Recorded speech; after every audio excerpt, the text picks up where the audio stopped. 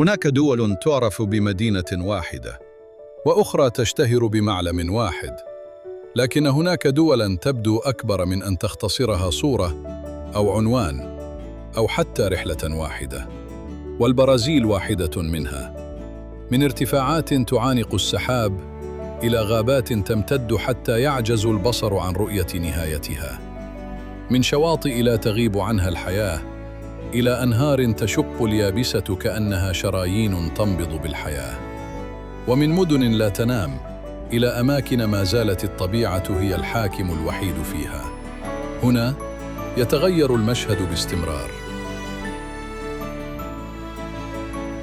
فبينما تستيقظ مدينة على أصوات الأمواج، تستيقظ أخرى على ضجيج ملايين البشر، وفي مكان آخر لا يسمع سوى خرير المياه أو نداء الطيور وسط غابة لا تزال تحتفظ بأسرارها منذ آلاف السنين. قد تبدو البرازيل للوهلة الأولى دولة استوائية تشتهر بكرة القدم والكرنفال، لكن هذه ليست سوى الصفحة الأولى من قصة أطول بكثير، قصة كتبها الزمن فوق الجبال ورسمتها الأنهار، وأكمل الإنسان فصولها بثقافات جاءت من أنحاء العالم، حتى أصبحت البرازيل واحدة من أكثر بلدان الأرض تنوعاً. فكيف استطاعت دولة واحدة أن تجمع كل هذه العوالم المختلفة؟ ولماذا يعود إليها ملايين المسافرين رغم أنهم يدركون أن رحلة واحدة لن تكفي لاكتشافها؟ في هذه الرحلة لن نزور البرازيل فحسب، بل سنحاول أن نفهم كيف يمكن للطبيعة والإنسان والتاريخ أن يصنعوا معاً بلداً لا يشبه أي مكان آخر. قبل أن تبدأ الرحلة يكفي أن تنظر إلى خريطة أمريكا الجنوبية، ستلاحظ أن هناك دولة لا تبدو كغيرها، دولة تستحوذ وحدها على ما يقارب نصف مساحة القارة، حتى إن حدودها تلامس معظم جيرانها، وتمتد آلاف الكيلومترات من الشمال إلى الجنوب ومن الشرق إلى الغرب.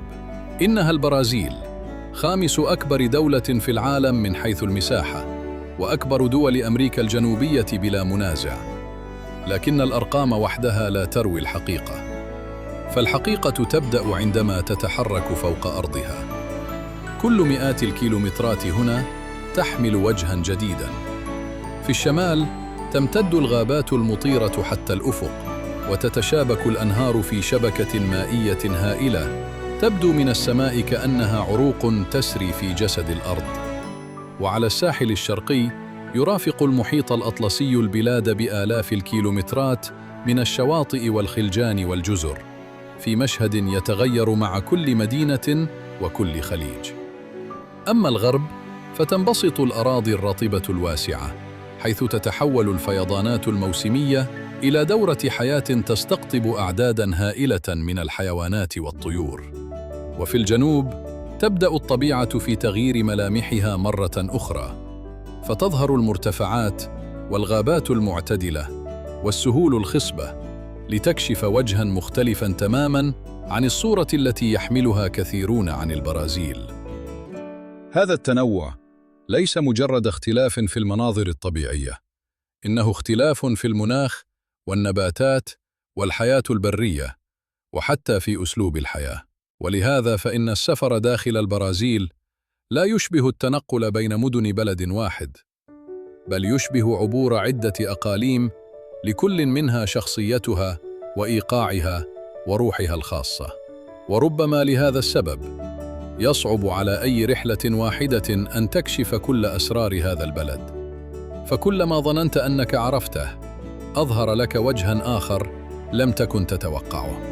ومن بين كل هذه الوجوه هناك مدينة أصبحت رمزاً للبرازيل في نظر العالم كله، مدينة يبدو فيها البحر وكأنه عقد سلام أبدي مع الجبال. وهناك تبدأ محطتنا التالية. هناك مدن صنعها الإنسان، وهناك مدن يبدو أن الطبيعة هي التي اختارت مكانها أولاً، ثم تركت للإنسان مهمة البناء. وريو دي جانيرو واحدة من أندر هذه المدن. من الجو تبدو وكأنها لوحة رسمت بعناية، جبال جرانيتية ترتفع فجأة من قلب الساحل، وتحيط بها غابات استوائية كثيفة، بينما تتلوى الخلجان والشواطئ الذهبية بين البحر والصخور في مشهد يصعب أن يتكرر في مكان آخر. ليس غريباً أن تصنف ريو بين أجمل المدن الطبيعية في العالم، فقلما تجتمع الجبال والغابات والبحر والمدينة الحديثة في إطار واحد بهذه الصورة. وفي قلب هذا المشهد يرتفع جبل السكر الذي أصبح أحد أشهر رموز المدينة، ومن قمته تنكشف ريو بأكملها، خليج واسع وجزر متناثرة وسفن تعبر المياه وأحياء تمتد حتى سفوح الجبال. وعلى ارتفاع آخر يقف تمثال المسيح الفادي باسطاً ذراعيه فوق المدينة منذ ما يقارب قرناً من الزمان، في مشهد أصبح رمزاً عالمياً يتجاوز حدود البرازيل تنسها. لكن ريو لا تكتشف من القمم وحدها.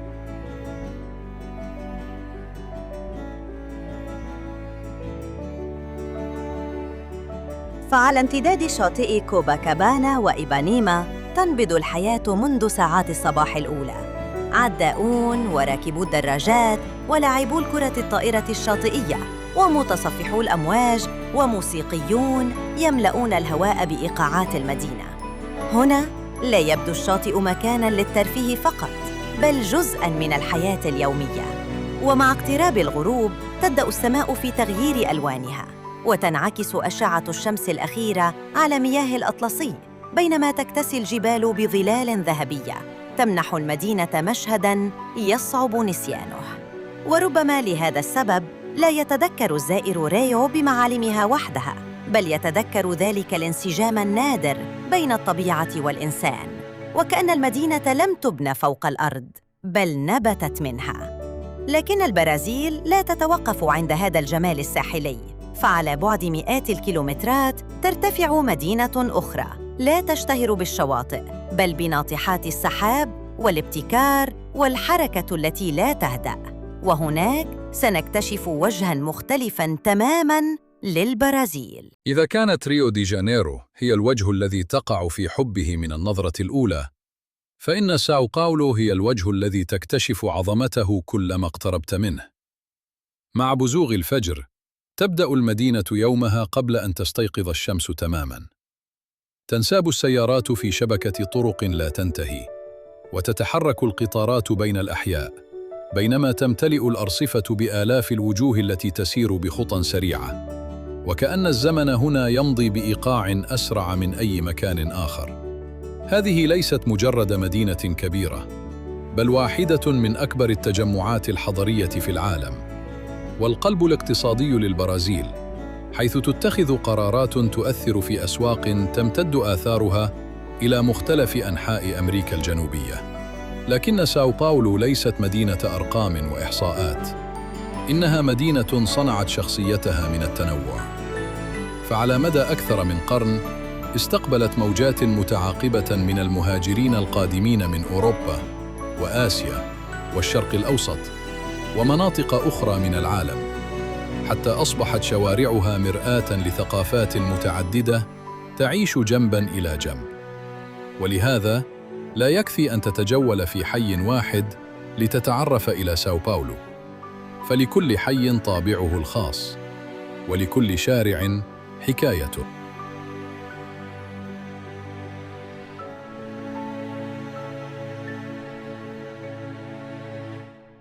هنا ترتفع ناطحات السحاب الحديثة إلى جوار مبان تاريخية ما زالت تروي بدايات المدينة، وفي مكان آخر تتحول الجدران إلى لوحات فنية عملاقة جعلت من فن الشارع جزءاً من هوية ساو باولو البصرية، حتى أصبحت مقصداً لعشاق الفن من مختلف أنحاء العالم. وعندما يحل المساء لا تنطفئ المدينة، بل تبدأ فصلاً جديداً من يومها. تفتح المسارح أبوابها، وتمتلئ قاعات الموسيقى بالجمهور، وتنبض المطاعم والمقاهي بالحياة، بينما تستمر الحركة في الشوارع حتى ساعات متأخرة من الليل. ورغم اتساعها وضجيجها، لا تزال ساو باولو مدينة تفاجئ زائرها بمساحاتها الخضراء وحدائقها التي تمنح السكان متنفساً وسط الغابة الخرسانية. ولعل أكثر ما يميزها أنها لا تحاول أن تنافس ريو في جمالها الطبيعي، بل اختارت أن تصنع جمالها بطريقتها الخاصة، بالعلم والاقتصاد والثقافة والإبداع.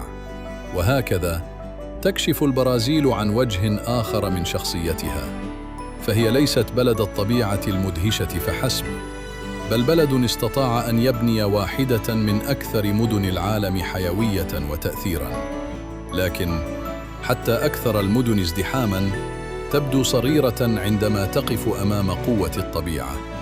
وعلى الحدود الجنوبية الغربية للبرازيل ينتظرنا مشهد لا تصنعه الأبراج ولا الطرق، بل تصنعه المياه، حتى أصبحت واحدة من أعظم عجائب الطبيعة على وجه الأرض. وهناك تبدأ رحلتنا إلى شلالات إيغوازو.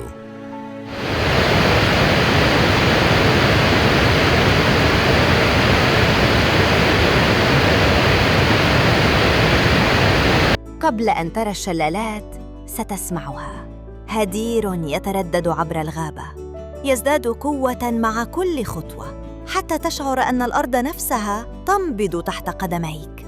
ثم فجأة ينكشف المشهد، جدار هائل من المياه يمتد على مرمى البصر، تتدفق منه مئات الشلالات في وقت واحد، في لوحة لا تبدو وكأنها من صنع الطبيعة فحسب، بل كأنها استعراض دائم لقوتها.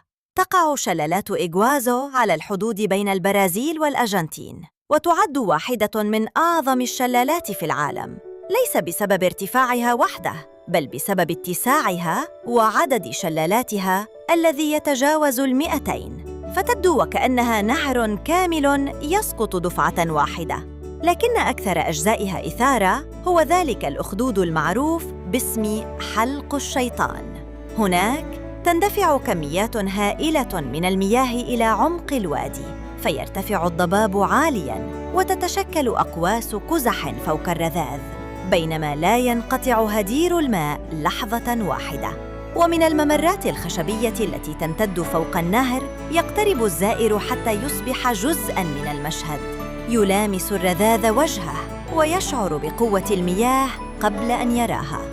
ولا تقتصر روعة المكان على الشلالات وحدها، فالحديقة الوطنية المحيطة بها تضم غابات كثيفة تعيش فيها طيور ملونة وفراشات بألوان زاهية، وثدييات صغيرة تتحرك بين الأشجار في توازن يجعل الماء والغابة مشهداً واحداً. ولذلك لا يخرج الزائر من إيغوازو وهو يتذكر منظراً واحداً فقط، بل يتذكر إحساساً كاملاً، حيث يمتزج الصوت والضباب والماء والغابة في تجربة يصعب أن تتكرر.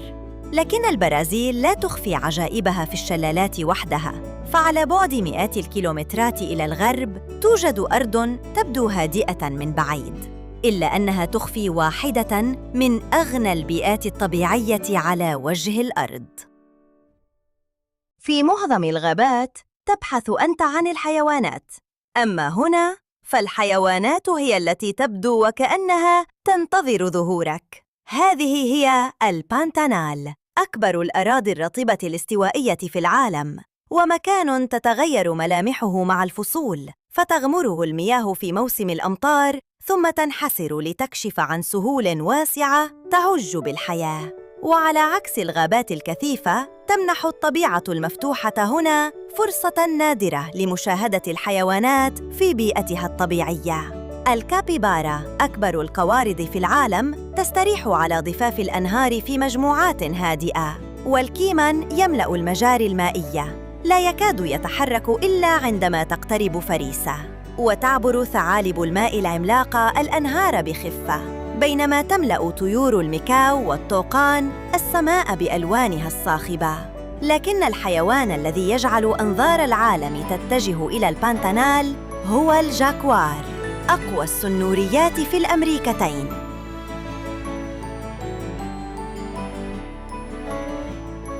وفي هذا المكان تحديداً ترتفع فرص رؤيته أكثر من أي مكان آخر على وجه الأرض، وهو يعبر ضفاف الأنهار بصمت أو يسبح بين المياه بحثاً عن فريسته. ولهذا أصبحت البانتانال حلماً لكل مصور للحياة البرية، فكل رحلة هنا تحمل احتمال لقاء لا يتكرر، وكل منعطف في النهر قد يكشف مشهداً لا ينسى. إنها تذكير بأن البرازيل ليست موطناً للطبيعة فحسب، بل واحدة من أعظم المسارح التي ما زالت الحياة البرية تؤدي عليها عروضها كل يوم. ومع ذلك فإن هناك مكاناً آخر أصبح اسمه مرادفاً للطبيعة نفسها، مكان لا تقتصر أهميته على البرازيل وحدها، بل يمتد أثره إلى العالم بأسره.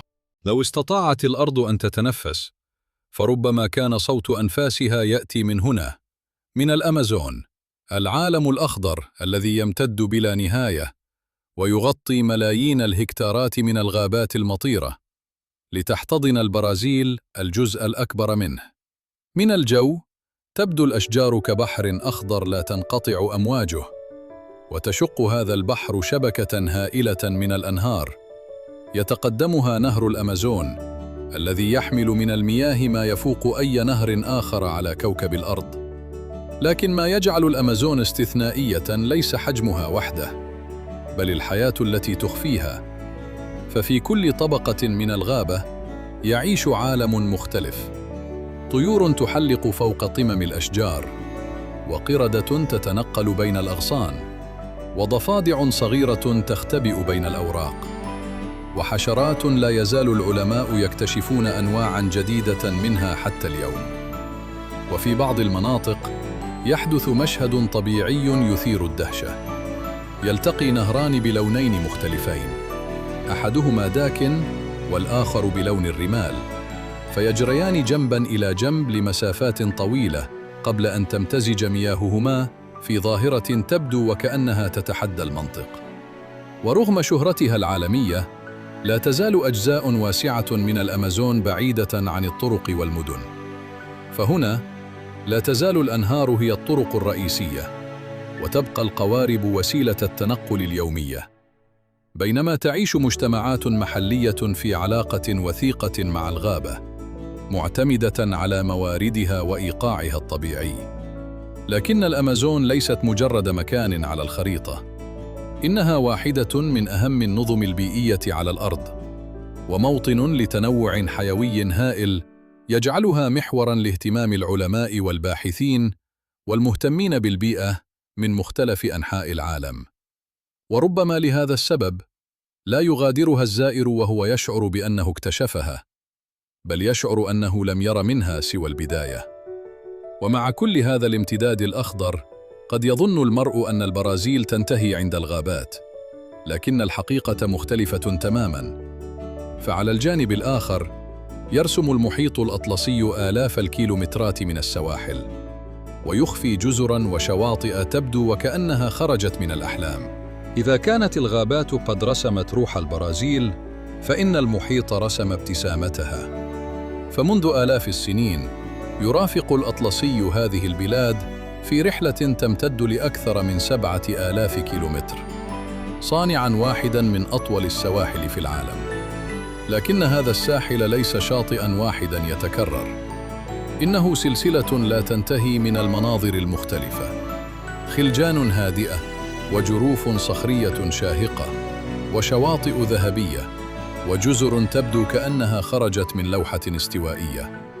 وفي عرض المحيط تتناثر جزر صغيرة تحيط بها مياه فيروزية صافية، أصبحت ملاذاً للشعاب المرجانية والسلاحف البحرية والدلافين وعشرات الأنواع من الأسماك، التي جعلت من البرازيل إحدى أبرز وجهات الغوص في أمريكا الجنوبية.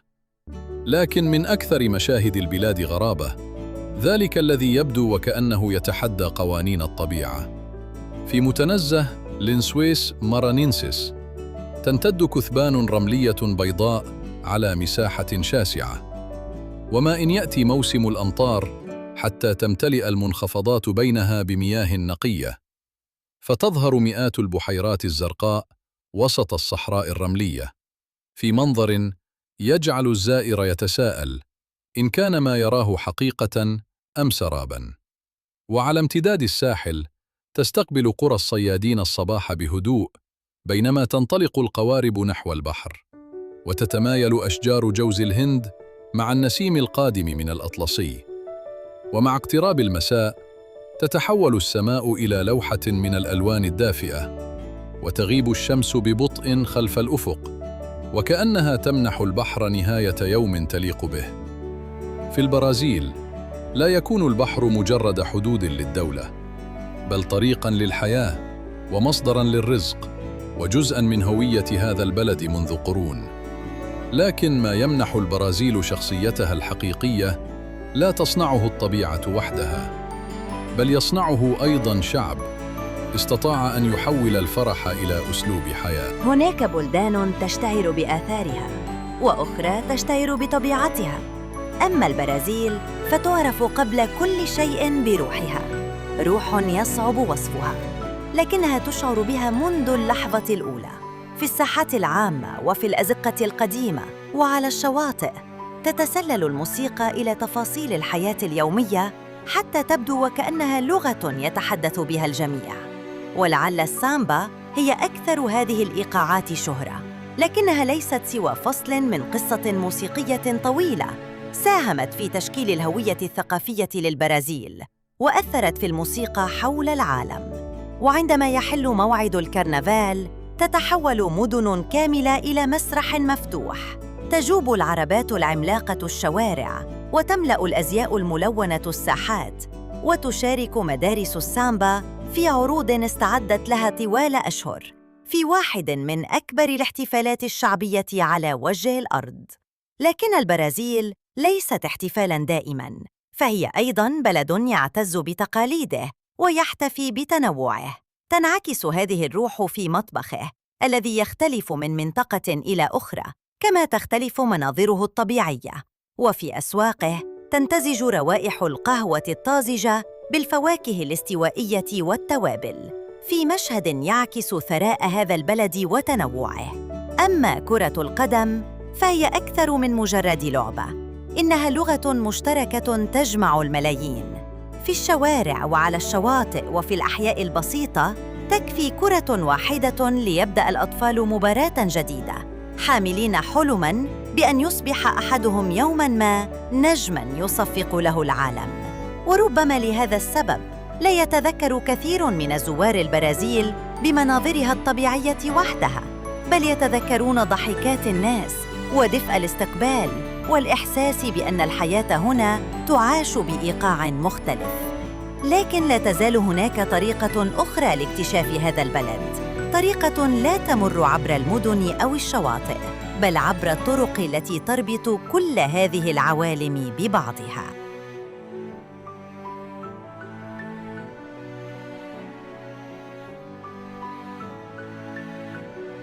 أحياناً لا تكون الوجهة هي أجمل ما في الرحلة، بل الطريق إليها. وفي البرازيل تتحول الطرق إلى نافذة تكشف وجهاً جديداً للبلاد مع كل منعطف. في الجنوب تتسلق الطرق الجبلية المرتفعات عابرة الغابات والوديان حتى تصل إلى قمم تكشف مشاهد بانورامية تمتد إلى الأفق. ومن أشهرها طريق سيرا دو ريو دو راسترو الذي يلتف عبر عشرات المنعطفات الحادة، ويعد واحداً من أكثر الطرق جمالاً في العالم، حيث تتغير المناظر مع كل ارتفاع بين الضباب والشلالات والمنحدرات الخضراء.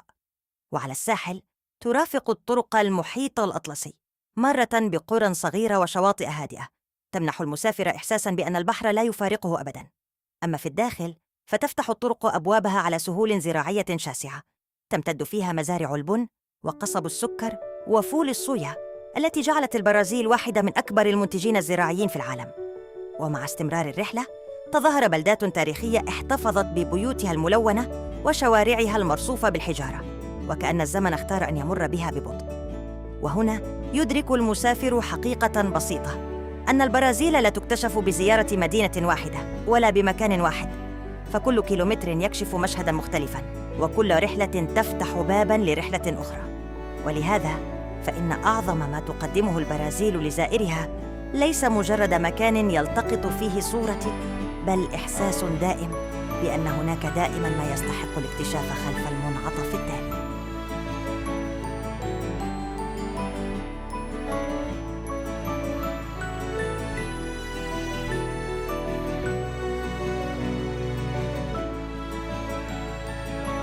في نهاية الرحلة، قد تحاول أن تتذكر البرازيل بصورة واحدة، لكن الأمر ليس سهلاً. هل هي المدينة التي تعانق فيها الجبال مياه المحيط؟ أم هدير الشلالات الذي يملأ الغابة؟ أم الأفق الأخضر الذي لا تنتهي حدوده في قلب الأمازون؟ أم السواحل التي يلتقي فيها الرمل الذهبي بزرقة الأطلسي؟ كلما ظننت أنك وجدت الإجابة، ظهرت صورة أخرى، وهنا يكمن سر البرازيل. فهي لا تقدم نفسها للعالم بوجه واحد، إنها بلد يتغير باستمرار دون أن يفقد هويته. في الشمال ترسم الأنهار ملامح الحياة، وفي الغرب تفرض الطبيعة قوانينها على الإنسان، وعلى الساحل يبدأ الصباح بإيقاع الأمواج وينتهي على أنغام الموسيقى. أما في المدن فتتحول الطاقة البشرية إلى قوة تدفع البلاد نحو المستقبل. ورغم هذا التنوع الهائل، تبقى هناك خيوط غير مرئية تربط كل هذه العوالم ببعضها: حب الحياة، والقدرة على التكيف، والإيمان بأن اختلاف البيئات والثقافات ليس سبباً للتباعد، بل مصدراً للثراء. ولهذا لا تبدو البرازيل وكأنها مجموعة من الأماكن المتفرقة، بل قصة واحدة كتبت فصولها على امتداد آلاف الكيلومترات. وربما لهذا السبب لا يعود كثير من المسافرين إلى البرازيل بحثاً عن معلم جديد فقط، بل بحثاً عن ذلك الشعور الذي تمنحه هذه الأرض، شعور الاكتشاف. ففي كل زيارة تظهر مدينة لم تزر، أو منظر لم يكن في الحسبان، وكأن البرازيل تهمس لكل من يغادرها: لقد رأيت شيئاً مني، لكنك لم ترني كلها بعد. وربما هذه هي أعظم هدية تمنحها هذه البلاد لكل من يزورها، أن تترك في داخله رغبة صادقة في العودة. وهكذا تنتهي رحلتنا عبر واحدة من أكثر دول العالم تنوعاً وإبهاراً. رحلة بدأت بين الخرائط، ثم عبرت المدن النابضة بالحياة والشلالات الهادرة والأراضي الرطبة والغابات المطيرة والسواحل الممتدة والثقافات التي جعلت من البرازيل بلداً يصعب أن يشبه أي بلد آخر. ربما لم نستطع أن نروي كل حكاياتها، فبلد بهذا الاتساع وبهذا التنوع لا يمكن أن يختصر في فيلم واحد، لكننا حاولنا أن نقترب من روحه، أن نفهم كيف استطاعت الطبيعة والإنسان عبر الزمن أن يصنعا مكاناً يجمع كل هذه التناقضات في انسجام مدهش. وإذا كانت لكل رحلة نهاية، فإن بعض الأماكن لا تنتهي عند آخر مشهد، بل تبدأ رحلتها الحقيقية في الذاكرة. والبرازيل واحدة من تلك الأماكن. فإذا استمتعتم بهذه الرحلة، فلا تنسوا دعم الفيديو بالإعجاب والاشتراك في القناة ومشاركة الفيلم مع من يعشق السفر واكتشاف العالم. كان معكم هورايزون الوثائقية، وفي الرحلة القادمة سنفتح صفحة جديدة من كتاب هذا العالم، لنكتشف معاً وجهة أخرى تحمل قصصاً لا تقل إدهاشاً. إلى أن نلتقي، دمتم بخير.